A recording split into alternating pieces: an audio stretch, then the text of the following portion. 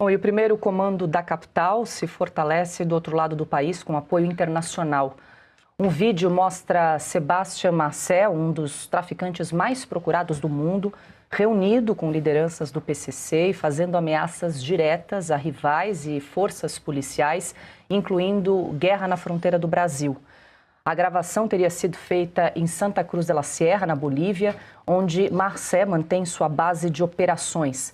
Ele aparece portando um fuzil e cercado de aliados armados diante de bandeiras e símbolos relacionados ao PCC e às rotas do grupo no Paraguai. Estavam presentes criminosos identificados como Patrick Salomão, o Forjado, Pedro Luiz da Silva Soares, o Chacal, Sérgio Luiz de Freitas, o Mijão, que compõem a liderança das ruas do PCC. Marcel, conhecido como El Jugador, é acusado de enviar mais de 16 toneladas de cocaína pura da Bolívia para a Europa, comandar rede milionária de lavagem de dinheiro, corromper instituições e financiar homicídios relacionados ao tráfico. A parceria com o PCC foi consolidada depois de anos de convivência na prisão Libertad, no Uruguai, transformando o cartel uruguaio em braço logístico do PCC na rota Bolívia-Brasil, Paraguai e Europa. Silvio, quero ouvi-lo. Todos têm um apelido, né? Esse é o jogador, El Jugador. E o vídeo é impressionante. Ele ali é o único que não usa máscara, né? Ele mostra ali o rosto e falando aí dessas alianças internacionais e ameaçando, inclusive, as fronteiras com o Brasil. Um dos motivos do apelido do jogador é porque ele comprou um time de futebol na Bolívia. Mas, olha só, cada vez mais parecido, né? Toda a estética que a gente acompanha com as Farc da Colômbia, com a época dos cartéis que o Augusto citou agora há pouco. Tudo muito parecido. A estética é similar, só que agora na Bolívia, em Santa Cruz de la Sierra, que hoje é um dos grandes pontos aqui na América Latina para a logística, de organização, de fato, da logística de envio de droga para o mercado europeu, o mercado asiático, para o outro lado do planeta, mas sobretudo para a Europa. E o escoamento, como foi lembrado pelo Augusto, acontece pelo Brasil, grande parte. O Brasil é um corredor para o escoamento da droga pelos portos. Porto de Santos, outros portos também e até aeroportos. Mas Santos, sabemos, é ali a principal porta. Essa mensagem, esse depoimento, declaração desse rapaz, ela é simbólica, porque mostra a expansão do PCC para fora das nossas fronteiras. E não é domínio territorial. Importante voltar nesse ponto que o Augusto tratava. O PCC é uma máquina de lavar dinheiro, é uma máquina que se obteve ramificações em várias partes. Postos de gasolina em São Paulo, no interior de São Paulo, atua com jogos de azar, atua com aluguel de armas para quem quer praticar. O bandido aluga armas do PCC para fazer assaltos a bancos, tráfico de armas pelo Paraguai e agora essa trinca, né, que você descreve, Paula. É a Bolívia, o Paraguai, o PCC já tem presença no Paraguai e agora uma presença muito forte na Bolívia. Ali naquela imagem estão emissões exatas do PCC, bandeira do PCC. É um recado para dizer, olha, nós estamos juntos aqui, estamos formando um bloco na América Latina. Por que os Estados Unidos, e aí fica a pergunta que é retórica, por que será que o governo americano linha dura de Donald Trump insiste em combater o narcotráfico na Venezuela, na Colômbia e as demais ramificações? Vai chegar no Brasil, vai chegar no Paraguai, vai chegar na Bolívia. Uma das respostas possíveis, na minha opinião, é isso. Porque isso é narco-estado. Isso já é um narco-estado. Isso já é a formação de narcoterroristas. Porque o Brasil, já que falávamos do Congresso Nacional, da inutilidade de uma CPI de senadores nessa hora, por que o Brasil, por que o Congresso Nacional, se quer trabalhar, não aprova um projeto para transformar as grandes facções criminosas, por exemplo, o Comando Vermelho do Rio e o PCC paulista, mas que já se espraiou para outros estados, em narcoterroristas, classificá-los como terroristas. E aí, desde o follow the money até a eliminação física desses bandidos. Isso só poderia acontecer por meio dessa classificação, porque aí torna-se um problema internacional. Pois é, Piotr, a gente acompanha ali no vídeo, né, a ousadia desse criminoso traficante, inclusive debochando, né, das forças ali em relação à localização. Hoje eu posso estar no Paraguai, amanhã na Bolívia, eu não ligo para ninguém e é melhor que seja meu amigo, porque se for inimigo a gente declara guerra, né? O deboche é só a forma, mas ele fez uma declaração de guerra. Eu concordo com vocês, isso é uma declaração de guerra. Ele está dizendo, eu posso fazer o que eu quiser, e ele diz certamente, ele cita, né, as referências ao PCC e, claro, ao Brasil. A questão, o Silvio mencionou há pouco, né? O Brasil não tem condições de combater isso, porque, primeiro, não tem uma política nacional para combater o narcotráfico. Essa é a primeira questão.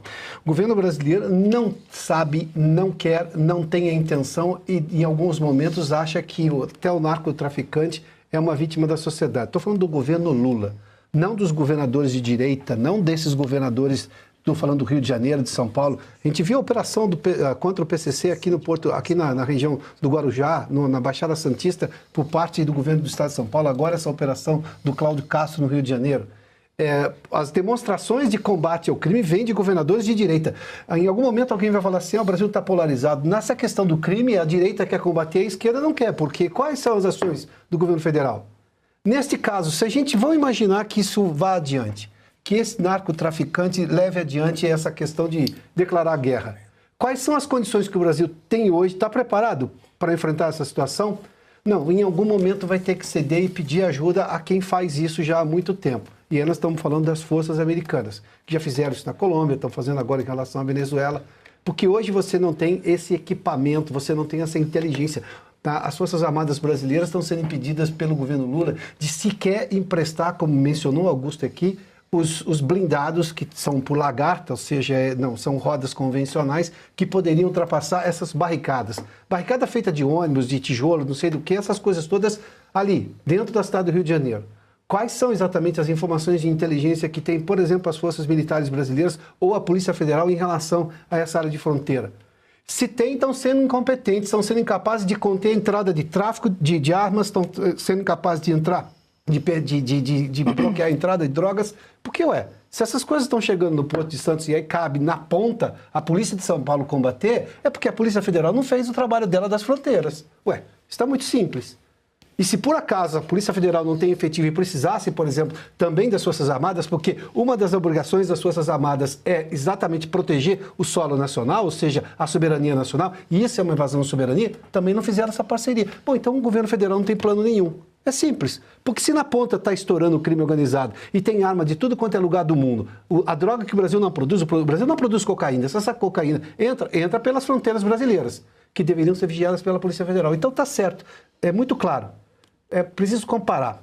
A direita está combatendo o crime pelos governadores do Estado, só que combate na ponta, porque não tem acesso, obviamente, às fronteiras. E a esquerda, que é representada pelo governo federal, está fazendo o quê? De que lado está o governo federal, o governo Lula nessa questão? E está fazendo o quê, literalmente? Augusto, antes de te ouvir, o senhor bem lembrou, né, o traficante mais procurado do mundo, Sebastião Marcet, também conhecido como o jogador, inclusive há uma recompensa de $2 milhões aí pela cabeça, né, do Sebastião Marcet, ele que está no topo da lista vermelha da Interpol e é procurado aí pelo DEA, que é o Departamento de Repressão às Drogas dos Estados Unidos. Está aí, então, a foto do criminoso, Augusto. Ele deveria se esconder em qualquer redação de jornal, aí na imprensa estatizada. Por exemplo, eu no sábado li um editorial, a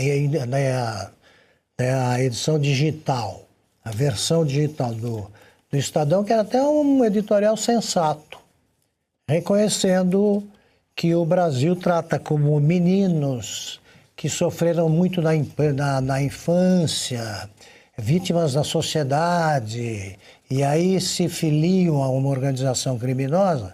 O Estadão estava demolindo isso no editorial. Você tem os assassinos da verdade agindo na redação. São repórteres, conheço bem essa turma aí. Você tem que vigiar o sujeito que mata a verdade no nascedouro e não chega a alguém, por exemplo, que pensa diferente e precisa escrever um editorial. Exemplo, o Tarcísio é um governador que evidentemente faz o possível para combater organizações criminosas. né? E é criticado por isso, pela turma da bandidolatria, que está em todas as redações da imprensa que faz parte do consórcio. Não precisam da ordem do patrão, não. Eles sabem fazer isso. Então, veja só. Saiu a notícia de que em São Paulo, que vai deixando de ser uma cidade de figurar entre as mais violentas do Brasil, já não figura desde o começo do governo. Aqui. É uma das mais seguras. Eles conseguiram a seguinte informação, divulgada pela Secretaria de Segurança Pública. Como eles acham que o Derrite pode ser candidato a algum cargo, senador, e eles não gostam do Derrite, que é o secretário, e tem pavor da candidatura do governador à presidência da República, vou resumir aqui. A Secretaria divulgou que, segundo os dados de setembro, houve em São Paulo o seguinte: estupros, queda de 2% em setembro. Homicídios, queda de 22%. Latrocínios, queda de 40%. Roubos, queda de 10%. E furtos, alta de 3%. Furto é o roubo aí sem violência. Você pega uma coisa que não é tua sem violência. Se eu tiver de sofrer for vítima de algum criminoso, eu quero que faça isso comigo. Rouba. Porque você não corre risco nenhum. Título. Furtos crescem 9%, e não 3%, na cidade de São Paulo em setembro. Ponto. Estadão. E tem um cara aqui espancando o editorial do próprio jornal. Vamos parar com isso e tal. Esse aqui gosta tanto, o cara que escreveu isso, não assinou, gosta tanto de bandido que quanto mais grave o crime, maior é a paixão. E ele retirou do título os ladrões, os latrocidas, que é o roubo seguido de morte, os homicidas e os estupradores. É isso aqui. Então, se tu lê isso aqui, fala, eu não vou para São Paulo. Aí vai para o Rio? Não pode. Cai na mão da Polícia Civil ou da Polícia Militar, que andam matando os meninos do morro. Então, a imprensa também é formada por gente que não esperou nunca ônibus à noite e que acha que bandido bom é bandido no poder, como é o caso do Lula.